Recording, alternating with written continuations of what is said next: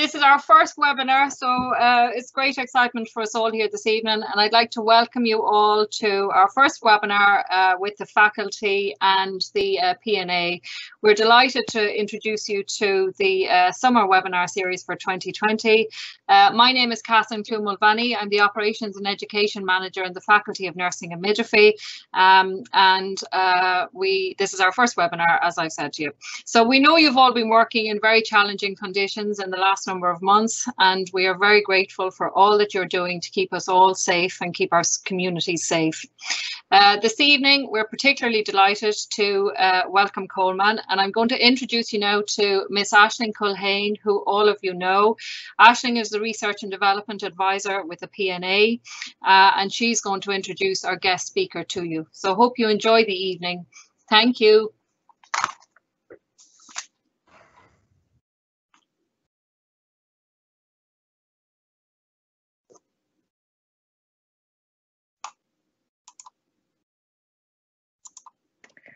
Sorry, Aisling, you're just on mute there. Take two. Hi, everybody. Good evening. It's Aisling Culhane here from the P&A. I'd just like to welcome you briefly this evening, and also to welcome Colman, who most of you know, but I will introduce formally in 1 second. I'd also like to thank Anya and Catherine from the Faculty of Nursing and Midwifery in the RCSI for helping in the setting up of tonight's webinar. This is the first of our series in our collaborative with the Faculty of Nursing and Midwifery, P&A, RCSI. As you know, we are in a service level agreement with the RCSI since 2015.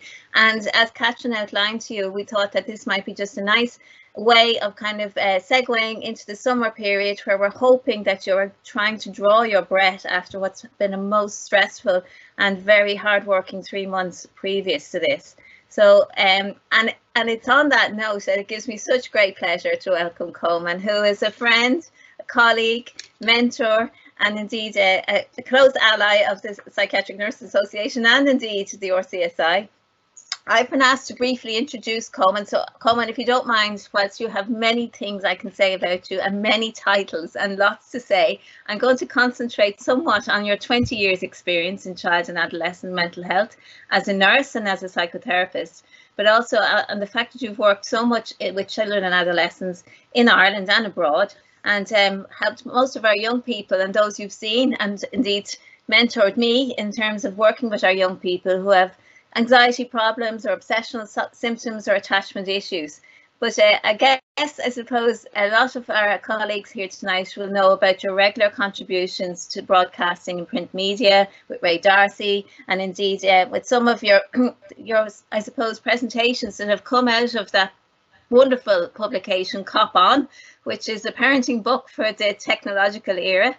And it's in that way I want to present, I suppose, the topic of tonight's conversation, which is really negotiating the post-COVID world and a guide for families. And family, I mean in the global sense, both for all our members and indeed everybody we come in contact with. There is gems of information and nuggets of gold here for you all. So with no further ado, I'd like to welcome Colman, and I would like to say the stage, but the screen is yours, Colman. So you're very welcome. Thank you.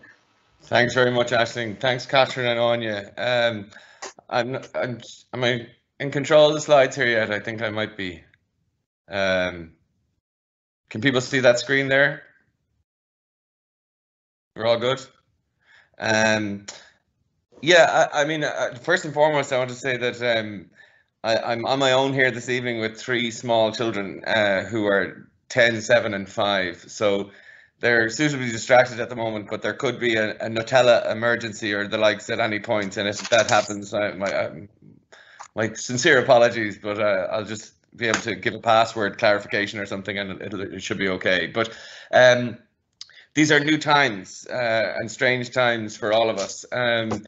Both working, I guess, in the front line, working in universities, being a parent, trying to manage all of this, it is incredibly tricky to negotiate what seems to be a world that's changing every minute of every day. There seems to be different recommendations all the time. We're trying to, I guess, adjust to that. We're trying to respond to it. We're trying to manage it. And unless some of us are about 150 and have been around for the Spanish flu, this is our first time for everybody. So I think some of the wording from the World Health Organization has been really helpful, where it's kind of perfect is the enemy of the good. And we just have to do kind of first responding stuff with in terms of how we're making sense of this world that is so complex. So without further ado, I'll continue into the presentation if that's possible. I don't know, Anya, whether you can still control the slides there, but maybe if I'd have my own one here, and I'll just share that maybe.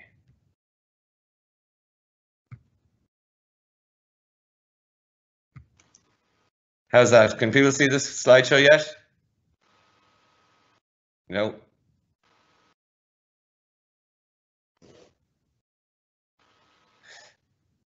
We're good. Okay. So who am I? As Catherine and Aisling have said, I work as a registered advanced nurse practitioner in St. Patrick's Mental Health Services, assistant professor in TCD, child and adolescent psychotherapist, but most importantly, a parent of 3 children and a struggling COVID parent. And I would put myself very much in that bracket because, again, I've found this really difficult myself, and I hope some of the things that we'll talk about might have some suggestions as to how best to do that.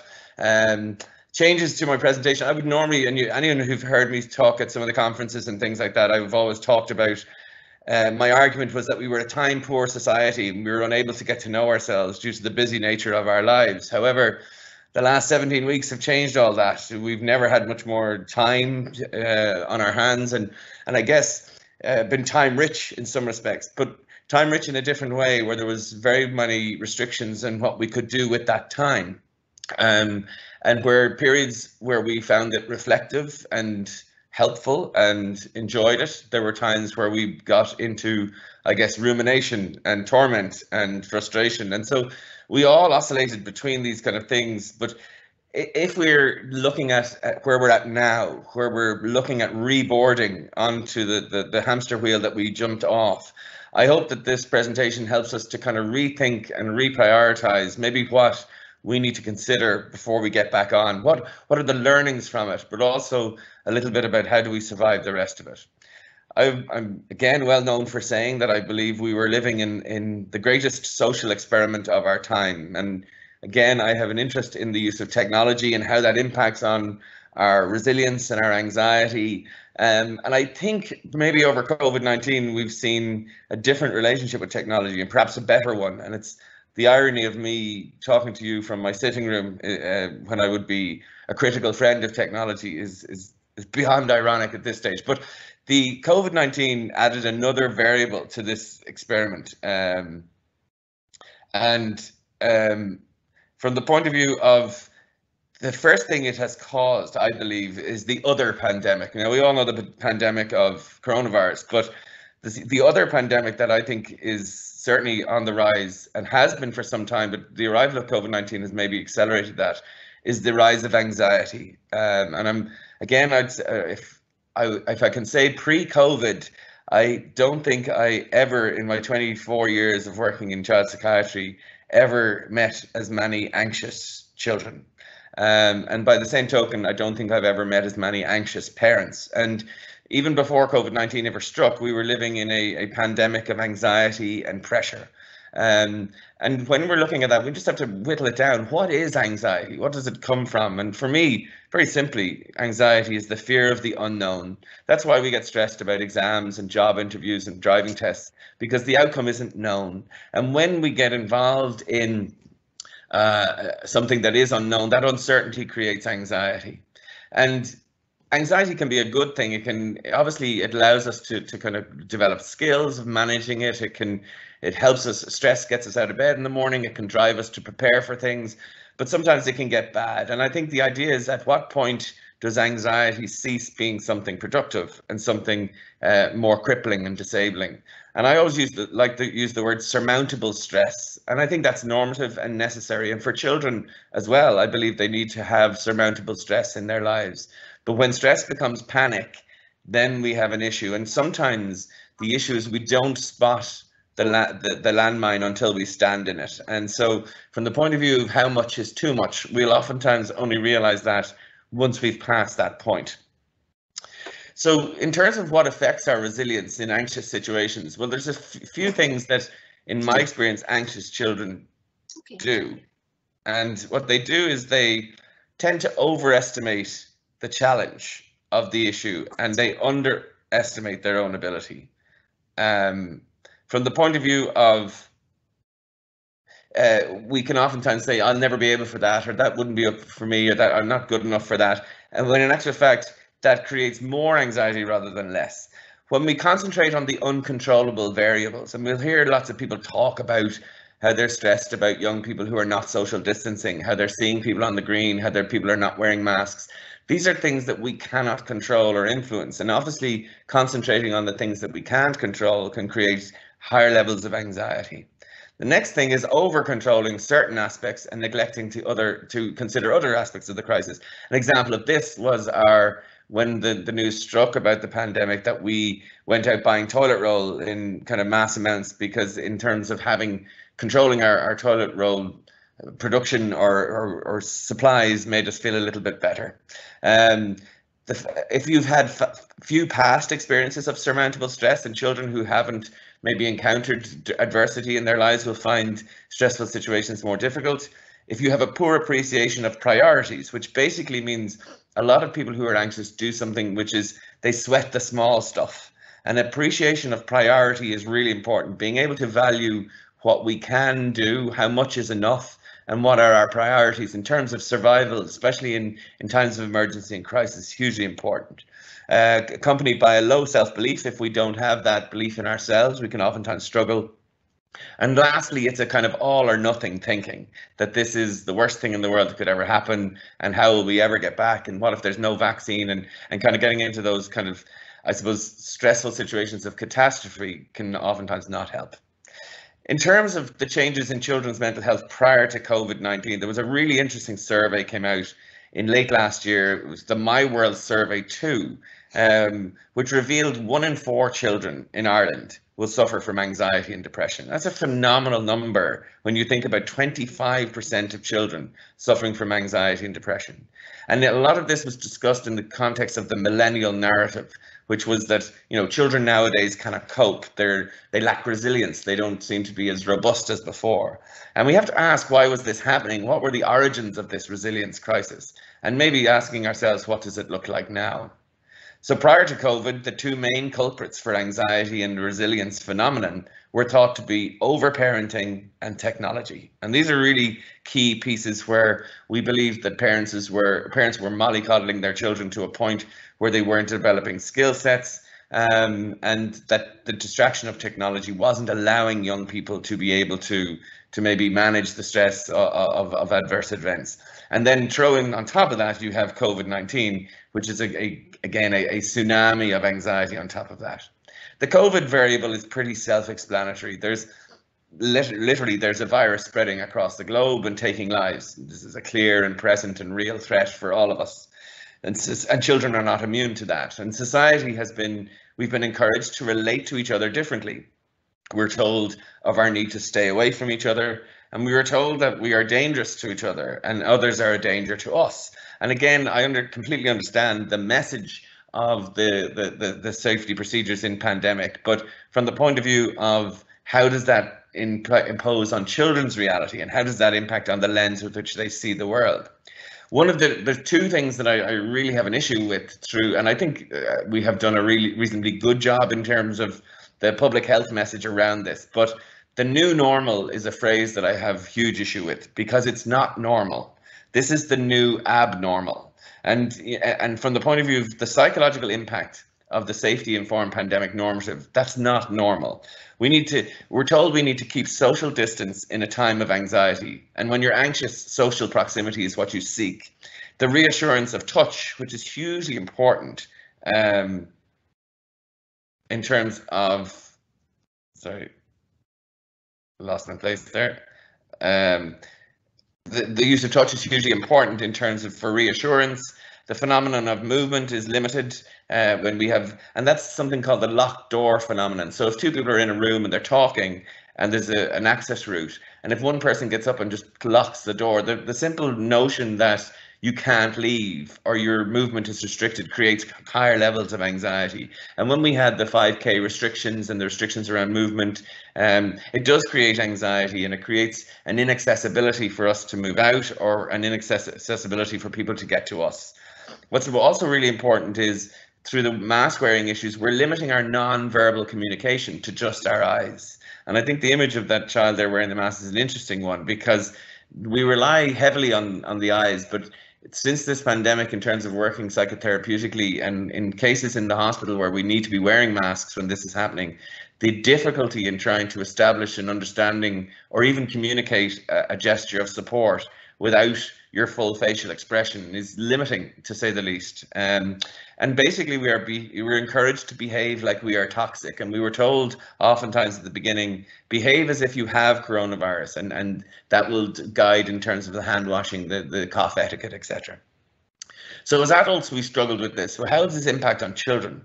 Well, the children have very few pre-COVID coping strategies, especially younger children. And for younger children, this is their template for life and relationships. This is how they are learning how to relate. They're learning social nuances of communication in an abnormal world. So the idea that you don't hug your grandparents, or if you see somebody elderly or frail coming along, that you jump out of the way and give them 2 meters, that you can't access a kind of a hug or support or connection to people, and that you're in many ways seen as a vector. Children are growing up seeing the world through that lens, and they are seeing the world through how the world sees them. They're being motivated to comply by recommendations of fear, which is also, it's effective in getting us to do what we need to do, but ineffective in terms of our understanding of why. And what impacts does this have on the lens with which they see the world, which obviously must be scary and frightening, but more importantly, how does it impact on the lens with which they see themselves? The true impact, I believe, of COVID-19 will not be obvious until we attempt to reboard. And that's obviously if we're returning to schools and childcares and things like that. Because in child psychiatry, we have kind of a very known pattern of referrals where we would see things spiking at certain times, and where we'd oftentimes historically have seen a weaning off of referrals would have been over the summer period. So, but we would always see the spike in September and January, and then around exam time. So it's the return to school is the difficult part. The being on your summer holidays tends to be, that's not where we see the agitation of difficulty. And when children at the moment who are getting used to being at home with mom and dad, and maybe one or both of those people being around all the time, not having to go to creches, not having to kind of go to childcare arrangements, not being in school, the attachments that are being intensified in a time of anxiety are going to be significant. And oftentimes it's not until we try to return or reboard the normal that oftentimes we might see the difficulties that children might have. And so for that instance, I see a lot of parents who are saying, oh, we're getting gone great in lockdown, and the kids love it. The fact that they love it means that they won't love it ending. And from that point of view, I think we need to be aware of maybe weaning the intensity of contact as we get closer to that time. How has COVID-19 impacted on parents' experience of anxiety? I think it's been huge, and I can't underestimate, again, as a parent, as a psychotherapist, how tricky this has been for everyone. One of the second myths that I think is absolutely nonsense and we need to manage is this notion of working from home. Currently, we are not working from home. You are parenting from work, and that's a hugely different issue. Working from home, if your children are in school or they're in childcare, it means that you are at home with your laptop or whatever it is that you can do, and you're engaging in your work in an uninterrupted manner. You are not having to parent, wash clothes, put out a wash, hoover the floor, keep people safe, entertain people, and work at the same time. The akin to parenting from work is almost like you bringing your children to your workplace and trying to do your job with that level of distraction. And I think from the point of view of the notion that we are working remotely, but we are not working from home in the traditional sense. We are parenting from work. And I think people need to give themselves an absolute break around that you can't do it all. And obviously the big plus of remote working is that we can work from anywhere. And is it not liberating to think that we can work from anywhere? And it is. But as a parent, is it not more a case of now we can work from everywhere? And the issue of, if you can see that image there of that mom who's on the phone there while the child is reading themselves a bedtime story, the issue here is that the more freedom we have, the less boundaries we have over our work lives. So from the point of view of, you're far more likely to answer a work email at 9 o'clock if you've been at home all day than perhaps if you've been in the office. And oftentimes people are creating a kind of a stress and anxiety around almost proving to work that you're doing the work because you're not presently there. And I mean, everyone probably has that paranoia that their boss or their employers think that they're, you know, maybe doing the patio when they're supposed to be working. And so we tend to with the fueled by the paranoia, actually maybe work harder, or certainly show evidence of us working around the clock, which again encourages a dysregulation. And this dysregulation in a time of crisis is really unhelpful, because when we need most boundaries and routines and rhythms to keep going is when we are trying to survive a situation of uncertainty. The second thing is that, or the third thing is that multitasking. This is a digital myth. It is absolutely nonsense to believe. There's no research to suggest that you can do 5 things at the same quality as you can do 1 at a time. We can certainly do 5 things and have 5 things on the go, but as to the quality of which we can do, and oftentimes I have parents who are describing, you know, they're either at home and they're working hard and they're keeping their employer happy while their children are sitting inside bored or on screens or whatever the case may be, and they feel that they're neglecting their role as parent. And if they take their children out to the park for the afternoon, they feel guilty that they're not doing the work that they're supposed to be expected to do. And so this kind of perennial or pervasive guilt that we have around trying to digitally multitask is a myth, and we need to actually let go of that prospect, because again, it raises our expectations. The third myth is that a concept like blended learning is possible for primary school children. It absolutely is not. The reason for that is that children learn through play. They learn through interaction. There's social nuances, the developmental expectations, the milestone formation and skill development is that this is learned in an environment where the interaction is there. And I would say that, you know, when you're trying to, as we were saying, blended learn or homeschool or whatever the case may be for children at the moment, when you took the interactive pieces of school out, it was very difficult for them to concentrate, very difficult for them to stay motivated.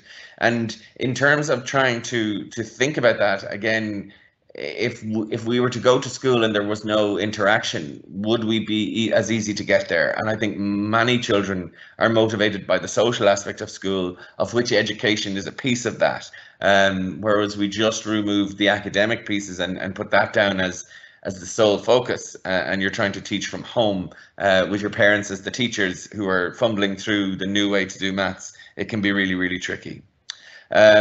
Children are doers, not talkers, so their language is interactive. And one of the things that people have asked about is, you know, I remember in the height of the crisis, should we set up a Zoom call between my 6-year-old and their friends? That would be assuming that 6-year-olds shoot the breeze or can talk about how their day was and what they're doing. They tend to not do that. Most 6-year-olds will go and do something together. And so even the technology that was in some ways might have taken an edge off the loneliness, it certainly was no replacement for the face-to-face and developmental progress that would take place within social context. The impact of socialization for children is largely unknown, and this is interesting because we would have experiences of young people who maybe have had to socially isolate for reasons if they were terminally unwell in their childhood, if they were very sick, and they may not have spent a lot of time with other children. And we see some of the fallout from that for sure, but we've never seen it in a collective where a whole generation of child or children were isolated or stuck within their family homes. And I really felt for people who maybe were living in apartments or didn't have gardens or didn't have the stretch of that, or only child, all those issues.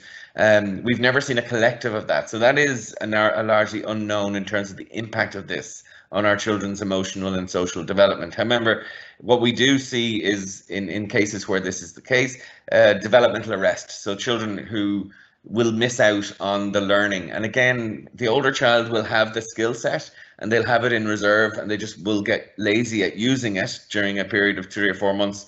Whereas a child who maybe is like junior infant's age or coming up to the 5, 6, 7, they're learning the skill for the first time. And if they have that gap, there will be an arrest in their development. Many will develop social anxiety, and children are not the only ones who would report this. We have lots of people who over lockdown would describe the prospect of reboarding the social train as being really difficult, because you haven't been using your social muscles. And again, given the context of lockdown, very difficult to talk to peers if you've been doing nothing. So, you know, you're talking to people saying, how are you? And they'd say, oh, we're surviving, or, you know, grand, sure, you know, yourself, sure. And then when it gets past that, there's nobody has a story of sport or weddings or occasions, or because we've been on pause, there's very little to talk about. And if you have a social anxiety, you may see a possible social interaction as something far more like a chore than something to be enjoyed. And so these avoidance behaviors of social situations are not unusual. And lots of children, I've heard parents report to me that they're afraid to go into the shops now, even though they're allowed. They don't like the way people look at them, or where they're judged, or they find that people in masks kind of staring at them is uncomfortable. And what happens is they create an over-dependency on adults, and can kind of become very accustomed to adult conversation, which leaves them struggling to relate to people of their own age. The COVID-19 effect on our lives is really, and the main issues, I'm doing a piece of research with Safe Food at the moment, and they've done a survey which really has looked at how structure has been grossly affected by the lockdown and COVID-19 issues. Bedtimes have gone, screen time limits gone, dietary and exercise goals or levels gone. Rules of interaction have changed in the terms of even things like discipline has become an issue in terms of being consistent with that. And the unexplained absence of primary figures, people like grandparents, teachers, who would have had a significant impact on children's lives. If we go back to March 14th, I think it was, they went into school on Thursday and were told, you're not coming back, and they haven't been back since. So that sudden rupture of something, and it wasn't just school, they lost their football, they lost their peers, they lost their plans, their goals. And if they were working on a project or something, or they were in a league, or if they were winning something, or they were on course to do something, all of that was kind of abruptly stopped. So the uncertainty and the anxiety and the lack of routine and the knock-on effect of this is significant. And for children, even though bedtimes might be something that they appear to enjoy, they're not going to get the safety and containment and structure when that does happen. And I especially feel sorry for parents of teenagers, and I have lots of very useful questions around how do, and teenagers at the moment, I would say there's a large bulk of them, their day and night routines have completely swapped over. So you have many teenagers staying up till 4 and 5 in the morning and sleeping until 4 and 5 in the afternoon. And I appreciate parents' difficulty when they're saying, well, what can I get them up for? If I wake them up at 9 o'clock or 10 o'clock during lockdown, there was nothing to do. So you were getting them up to sit in the sitting room or to be annoyed or to be disgruntled. And it was almost easier to leave them in bed and get on with whatever you needed to do. But again, the short-term solution of that creates a longer-term problem. And lots of young people also saying that there's less people on the Wi-Fi at kind of 2 in the morning, and so they're able to interact and game and do those things better. But again, readjusting to that and weaning them off this unstructured structure is going to be a challenge for sure. And the worry for many is the screen time issue, and I want to kind of address that because I think there is certainly we've become hypocrites in that we've been telling children for the last 5 to 10 years, you know, get off your screens and go outside and play with your friends. And for 3 months of the year now, we have kind of said, come back from your friends, you can't go outside, go up in your room and play on your screen. And the issue of hypocrisy is hard for children to manage, and it's a hard one for parents to justify and rationalize as well.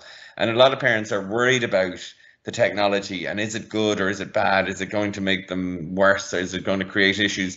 Of course, technology has its benefits, it also has its cost. And I think our relationship with technology and teaching children to have a better relationship with technology is key, because technology is not black or white, it's not good or bad, it's both.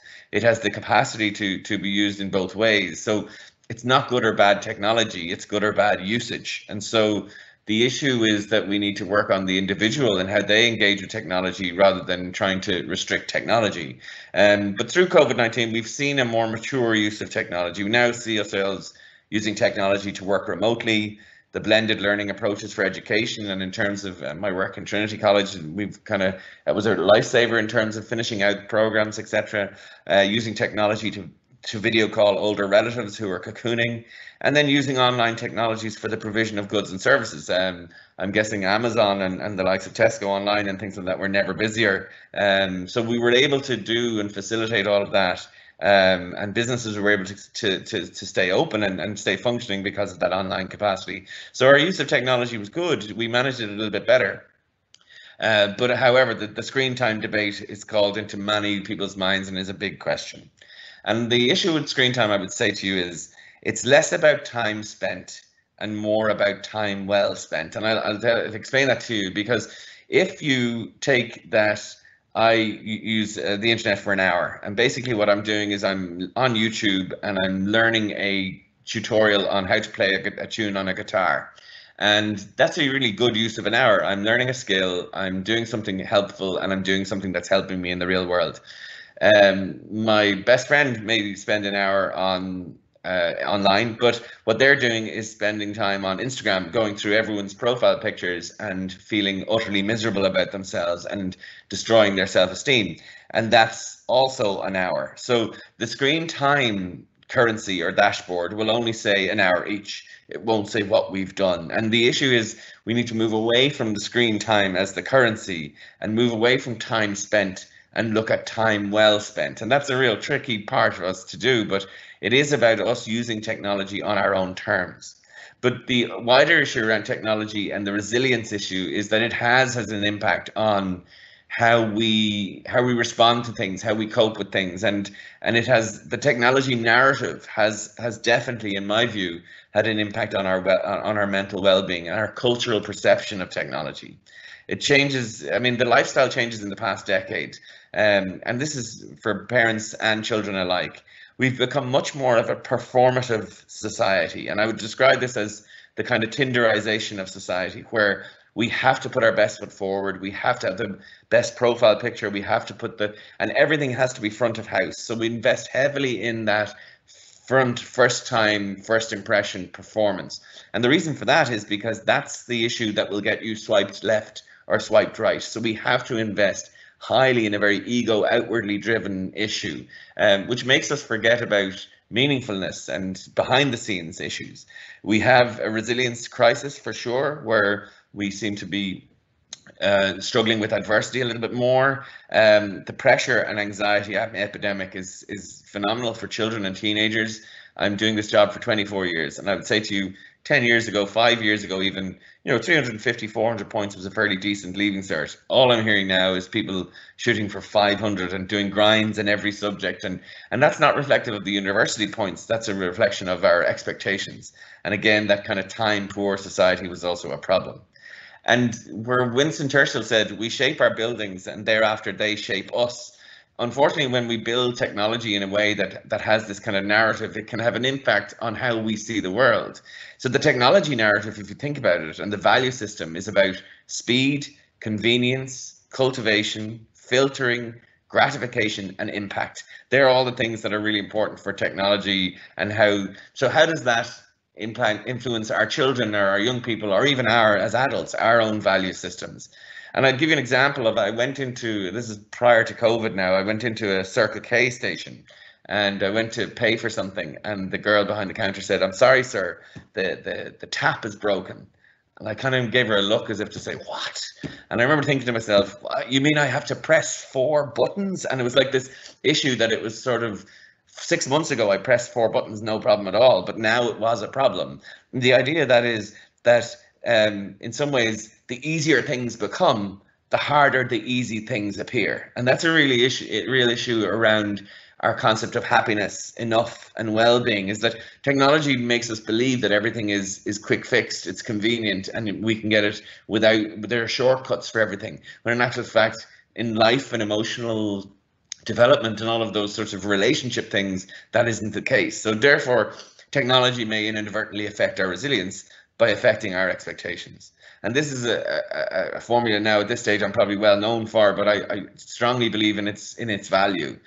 For me, the formula for happiness is expectation minus reality equals happiness. So if you have high expectations and want this to be your life, if the reality is quite a bit less than that, the gap between the expectation and the reality is the potential you have for anxiety and for sadness and disgruntlement. And oftentimes in therapy, we can't adjust reality. It is what it is. So much of our work is maybe adjusting expectations rather than reality. And again, the young people get a lot of stick for this. And I would say, just to give you a kind of a clinical insight into this, and I've seen this many times in the last few years, a young girl, 17 years of age, sitting in front of me. And normally when we take a history around someone who's depressed, and this girl had made a very serious attempt on her life, and she was in therapy with me, and I was trying to find out a reason for her depression, low mood and sadness. And there's usually a trauma or a bereavement or a bullying history. There was nothing in this girl's history that would suggest why that was. And I remember speaking to her and she said, look, Colman, there's nothing that I'm hiding from you. She said, what's my future going to be? I'm going to do my Leaving Cert.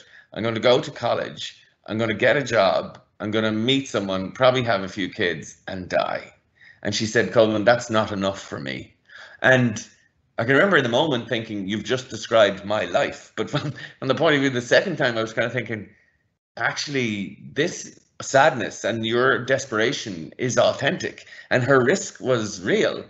But it wasn't a problem with her reality. It was a problem with her expectation of reality. And it really got me thinking about, how are we selling expectations to young people? And again, that kind of Instagram thing of, you can be anything you want to be once you give up the belief that you can't have it. They're utterly misinformed and absolutely untruths. But if you grow up in the fabric of that society, well, then surely that's going to be an issue. So then we say, well, then that's just children. Their expectations are unrealistic, and it's because they've grown up in this world. I don't think it's just children. And I'd say to you by this slide, how do you become a parent in 2020? Well, very simply, all you have to do, it's very easy, just make sure your child's academic, social, psychological, spiritual, physical, nutritional needs are met.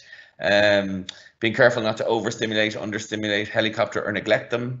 In a screen-free, processed food-free, negative energy-free, body-positive, socially conscious, egalitarian yet authoritative environment that nurtures but fosters independence, is gentle but not over-permissive, in a 2-story home, preferably in a cul-de-sac, with a back garden with 1.5 siblings spaced evenly apart, and not forgetting the coconut oil. And that, depending how far I got into that before you realize that that was a joke, will be indicative of perhaps how much pressure you feel under. And that's not young people, that's us, that's the adults in the room.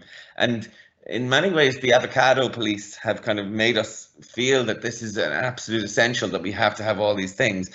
For me, that's not how it works. I think if we compare that being a parent to literally every generation prior to now, the motto was keep them safe and feed them sometimes. And I know that sounds like a joke, and it kind of is, but what I'm trying to say is that perhaps we have overcomplicated this. Maybe parenting isn't as tricky. Maybe it's not about learning the new thing or getting this additional thing. Maybe it's about stripping it back. Maybe it's about communication, approachability, and openness. And it's not about something fandangled or new. And maybe the complexity is something we have imposed upon it. And the changing attitudes of parenting has affected our children's resilience for sure. And if we consider the comparison of childhood allergies in years gone by versus now, we have never had as many children who are allergic to dust, allergic to nuts, allergic to gluten, allergic to lactose, etc. And the concept of that is that perhaps we have underexposed children to build up their immunity to these kind of bugs and infections, and these allergies to a large extent are real. But what about the concept of psychological immunity? What is the opportunity to develop coping skill sets if we have not allowed our children to have surmountable stress or adversity? And there's a query whether there's an over-sterilization of emotional exposure, and whether that's desirable or not. The other issue is that relationship with technology impacts our expectations and resilience, because, and you have to ask, why did this happen? How did we let this happen? What was what was the issue around it? Well, first of all, it happened because it's the first time we've lived in what's called a prefigurative society, which basically means the young are teaching the old. Normally, we would have had something like a motor car. We would have learned, we would have used it, and we would have handed it down to younger generations with the wisdom of experience and said, look, this is great for getting from A to B, but don't operate it if you're drunk, or don't go fast and match your speed. Whereas technology has been handed up from the generation below, and it's not been handed up with wisdom and experience. It's been handed up with excitement and infantilism. And so we need to not be surprised why we have a fairly infantile relationship with technology. And I would have many parents who'd say to me, Colman, you don't need to worry about us. We have all the parental controls in our house and all our technologies locked down.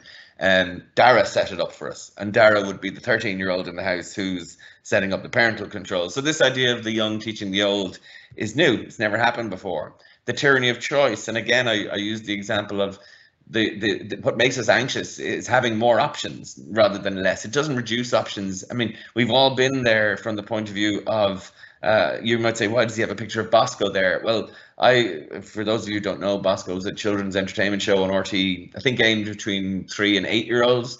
I probably watched Bosco till I was about 13, and not because I had some sort of developmental delay or anything, but just because it was the only thing that was on.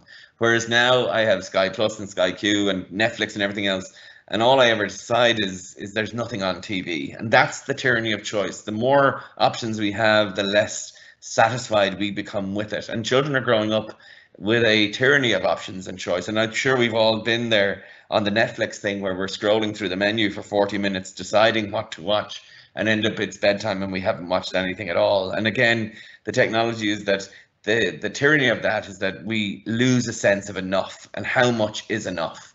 The last thing is the hyper-comparative culture. This is the constant exposure to other people's lives. And as human beings, we're always going to concentrate on the deficit. And if you see this image of this little boy and girl, my guess is that boy was delighted with his rocket ice cream until he saw this lady sit beside him with her massive kind of 99 cone or whatever the case may be. And when we see somebody with something better, our enough becomes no longer enough. And I think that's a really important part, because if we have no enough, then how do we ever achieve something like contentment? Or how do we ever escape the feeling of being disenfranchised?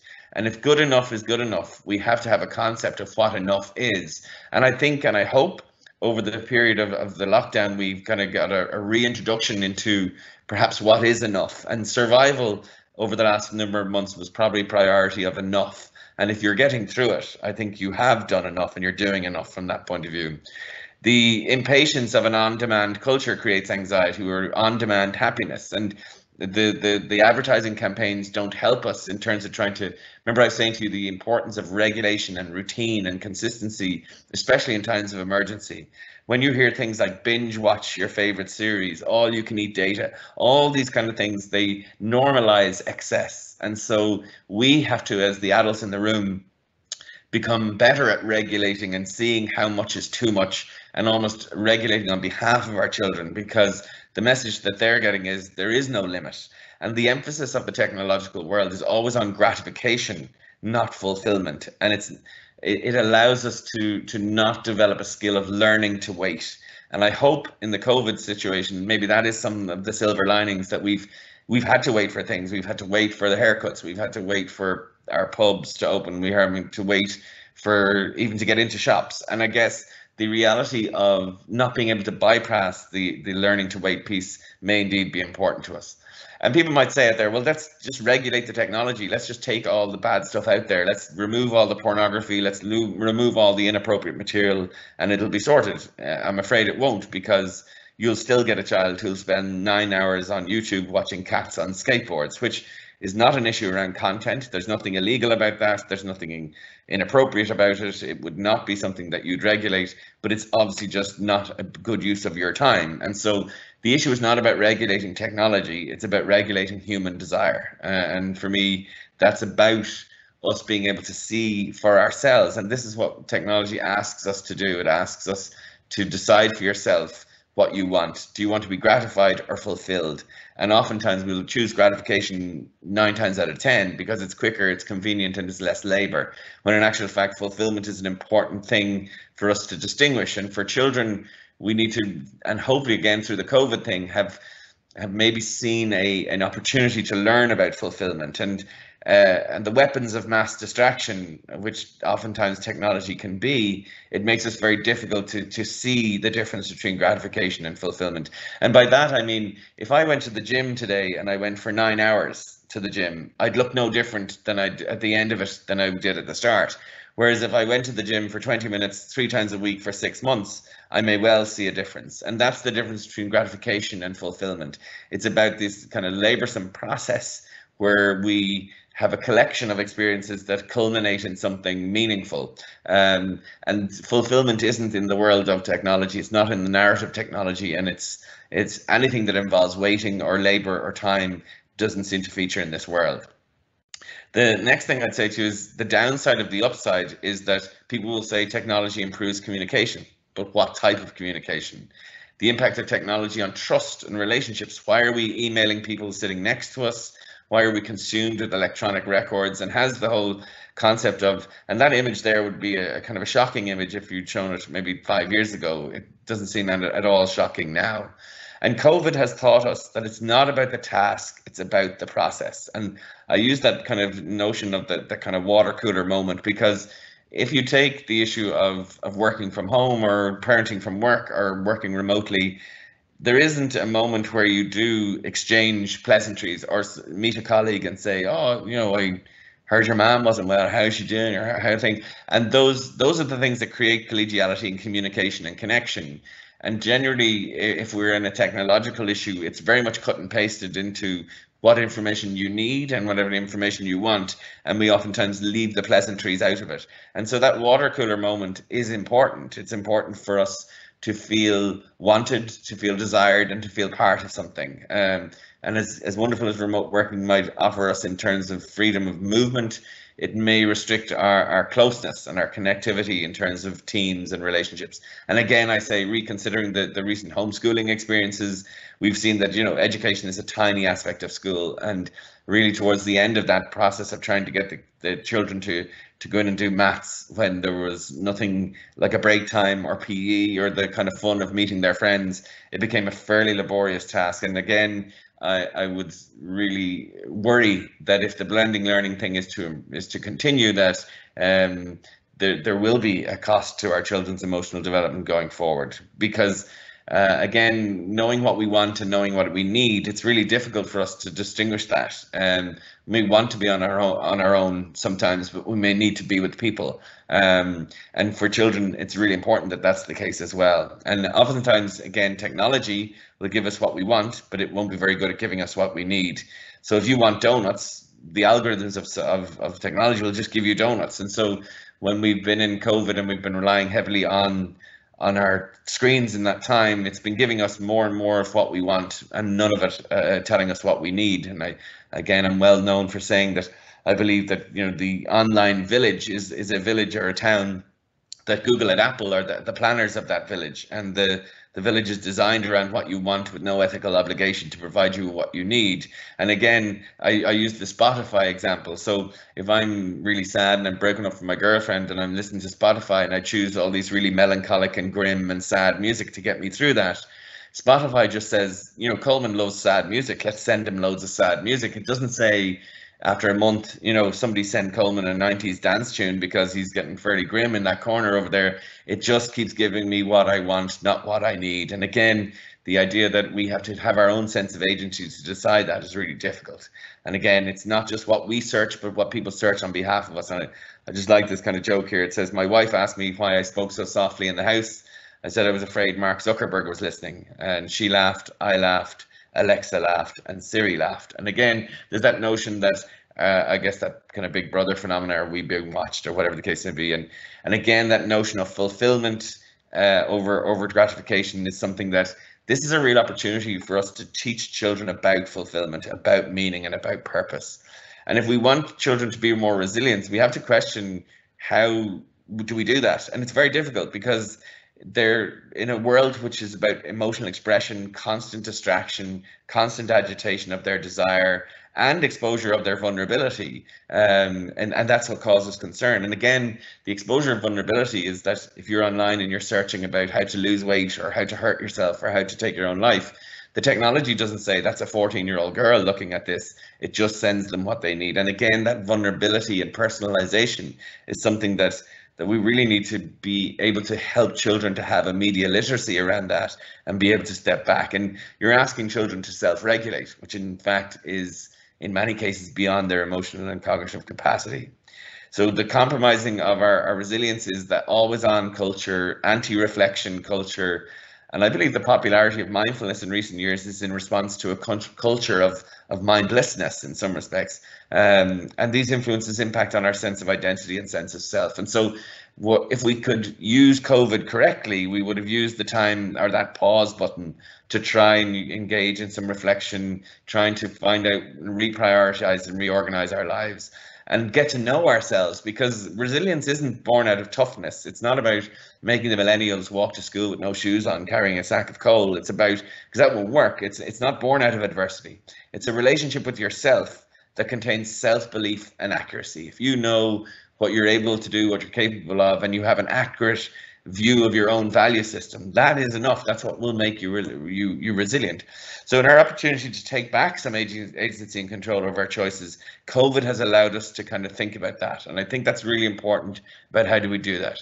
So has COVID-19 put us on pause with complete uncertainty ahead? So we've got really anxious, we've too much time alone, we've lost a social appetite, and we've had too much time to engage in rumination? Or has it given us time to stop, given us an opportunity to get to know ourselves? Or have we had an opportunity to reflect, reprioritize, and reorganize? My guess is that it has done all of those things, and it has oscillated from morning to afternoon to evening, that we would have different experiences of it. It has been a really complex time.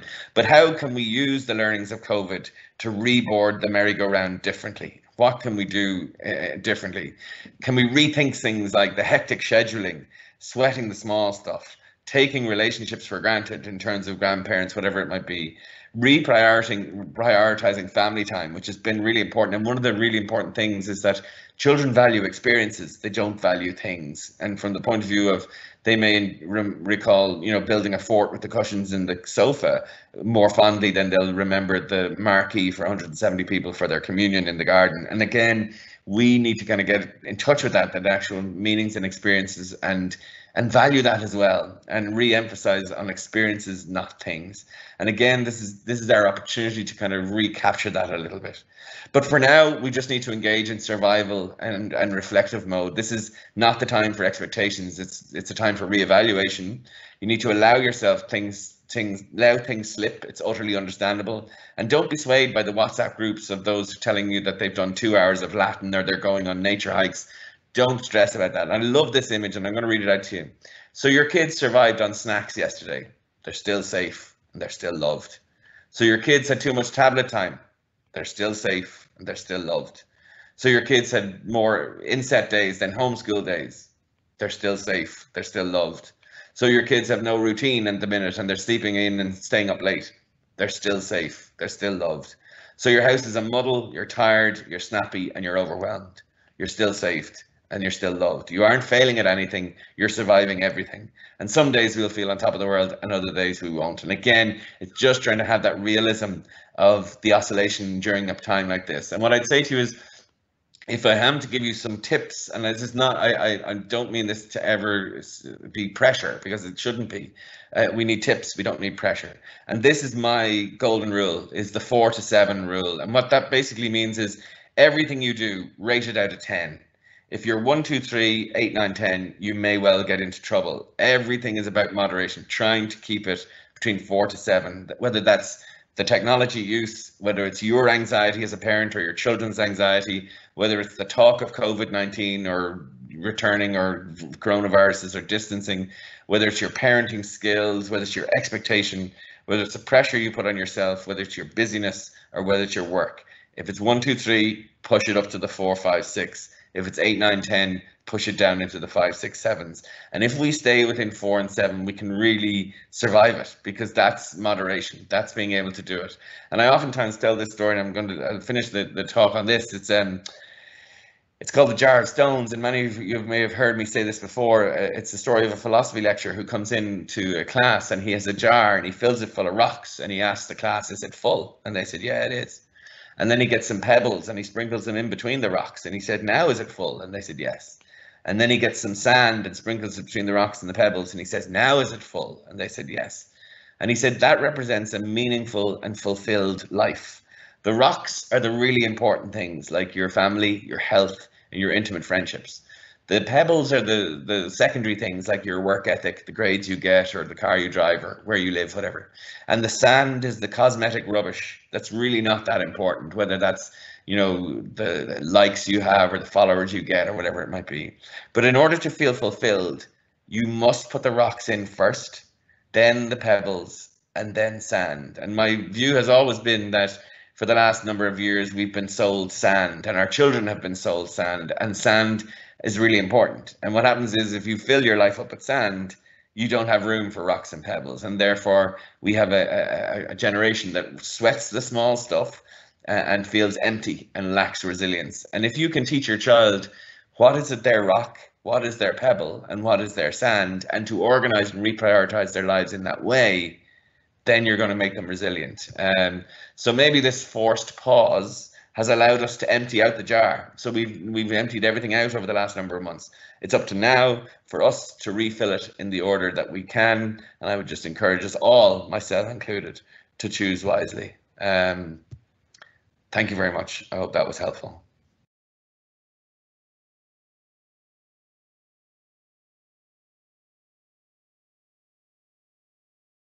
Does that go back to someone now, or how do we do? Catherine, is there any questions, or did you have anything?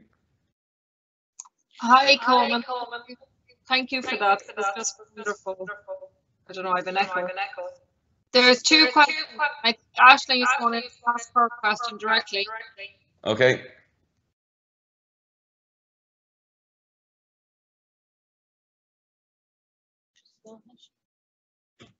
You're on mute, I think, Aisling.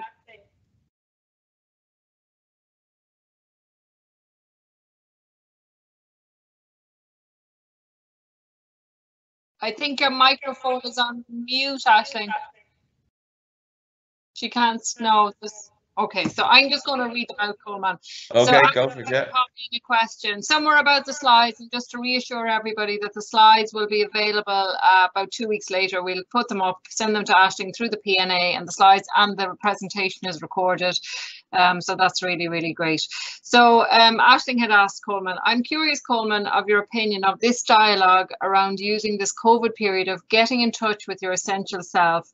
By that, I mean individuals, families getting to know selves. Whilst this might seem an opportunity to discover a passion, talent, but sometimes discovering the essential self manages to communicate pain and our emotional compass, unhealed wounds, and the concept of negotiating recovery in our emotional health. So just what your opinion on that came from Aisling. I think, yeah, I mean, reflection can be productive or persecutory. It depends on what you're reflecting on. I think from the point of view of getting to know yourself, if you can do it in a measured way that's trying to look at your positivity, looking at your skill set, trying to have that measured perspective. But when it becomes rumination, where you are lost in the darkness of reflection on a life maybe that you don't believe is well lived, and you are left alone with those thoughts. What we do know in terms of mental health is that the one thing that makes it worse is loneliness, and the idea that we have, and oftentimes leaving ourselves to our own thoughts, in every case it can be unhelpful, because we lose the objective third eye of someone to balance that out. As Irish people, we have a natural tendency to be critical of ourselves, to focus on the human deficit. So for sure, I mean, rather than, and I do believe in a kind of a toxic positivity about, you know, we go out there and we do these wonderful things and we learn skills and learn how to bake banana bread, and that's our skill set. if you're in a position in your life where your reflections are less than proud, or there are issues where you have a tendency to look through the lens of criticism, this can be a fairly torturous period. And one of the things I would say is that we've always said in terms of mental health, there's a few things that we can do. You can get outside, you can meet people, you can have structure in your day, you can feel productive, you can go get doing things. We have not been able to hand out any of those skills. And I would say to you, one of the things that's really struck for me was the young people, say for example in the unit that I've been working in, the visiting restriction and not being able to get out for weekend leave or not being able to work towards goals, and the difference that has made to the recovery process. I mean, the importance of family and connection and all of those things has been phenomenal, absolutely phenomenal. So yes, reflection in an ideology, lovely, if you're good at it. Reflection if you have a leaning towards criticism, ultimate persecution, and unfortunately many leaving them persecuted and alone during that time. So yeah, no, I hope I didn't come across as some sort of bouncing optimism there, but there's definitely a huge cohort of people who would have found this very difficult. Thank you, Colman. I don't know if you can hear me. Unfortunately, I have a blurred screen, so I can see 3 of you and 3 of Catherine, which is fantastic, actually, and 3 microphones. So I didn't know which one to unmute. So apologies for that. And you hit it absolutely on the head where I was trying to get to with that. This almost concept of setting yourself up to look at inwardly within in the context of this type of environment can lead an individual who's vulnerable towards that persecutory type of, oh, sure, I should be looking at myself. Now's my time to look at myself and look at my goals and my, exactly what you described. And in actual fact, without the supports or exactly something to aim towards whilst working on the inward self, can be a very lonely place. And what prompted that question was just something you mentioned in terms of your research with safe foods. And I started thinking around that line in terms of the family unit and, routines out the windows, and what was all fine and good may not actually look so great after 5 weeks into this, because you're in a different space and it brings up this stuff. And people say, oh, well, we're looking at ourselves. Yeah, great. But who's around to support ourselves in the midst of all this, and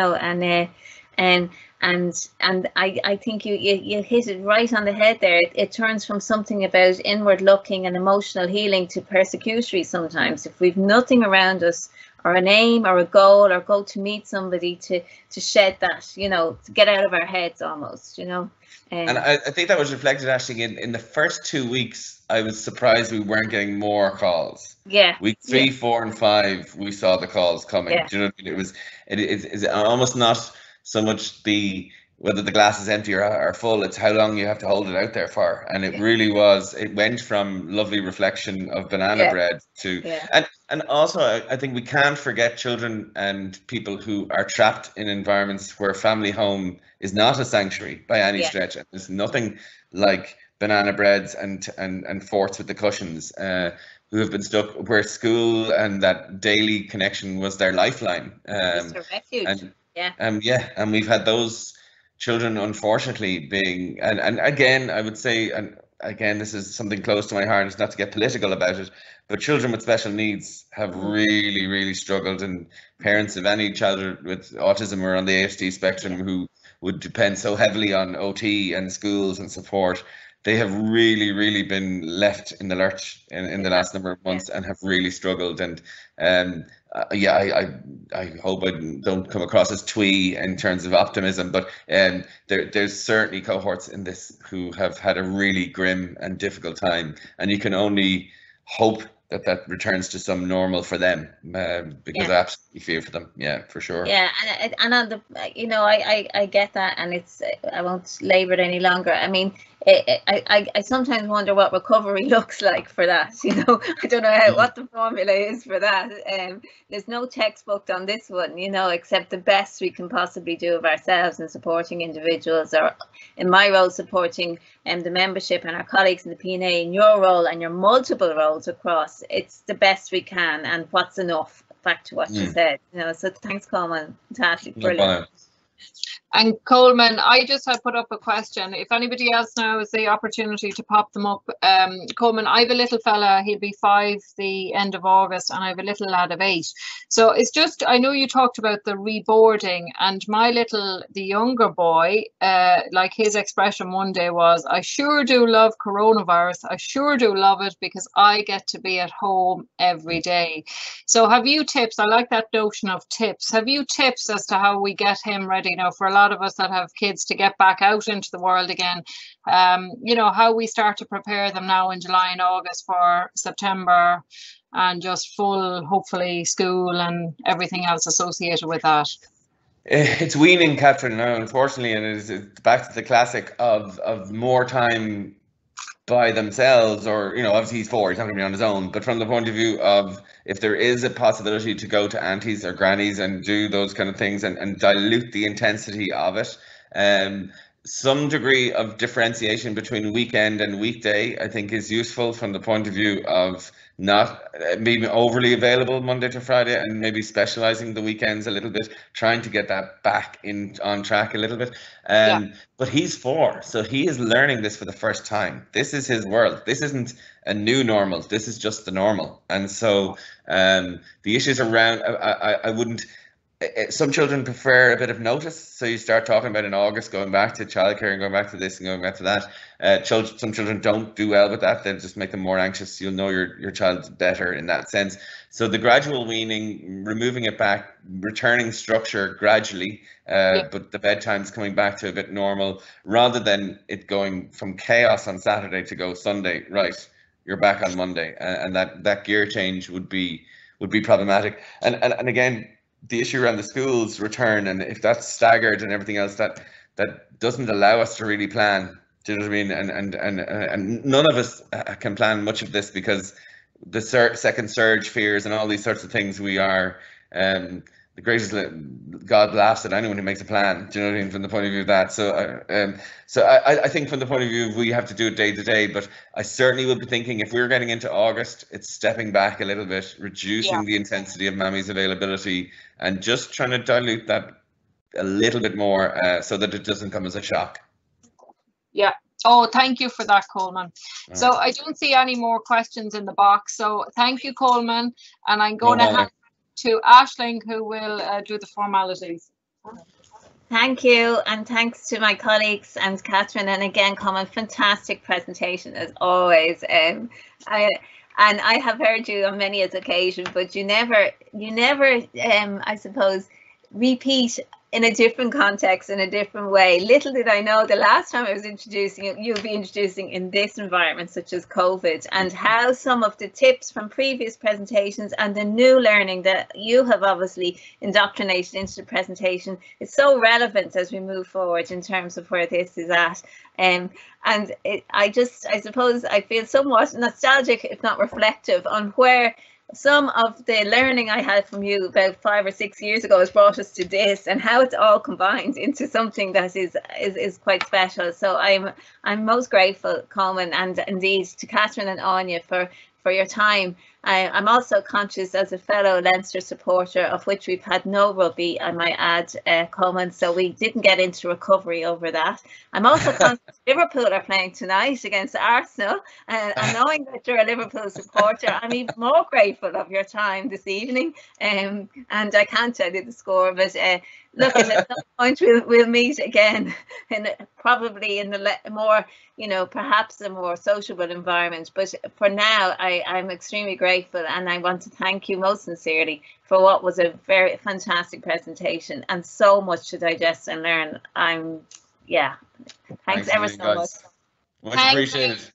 Thanks everyone. All the best.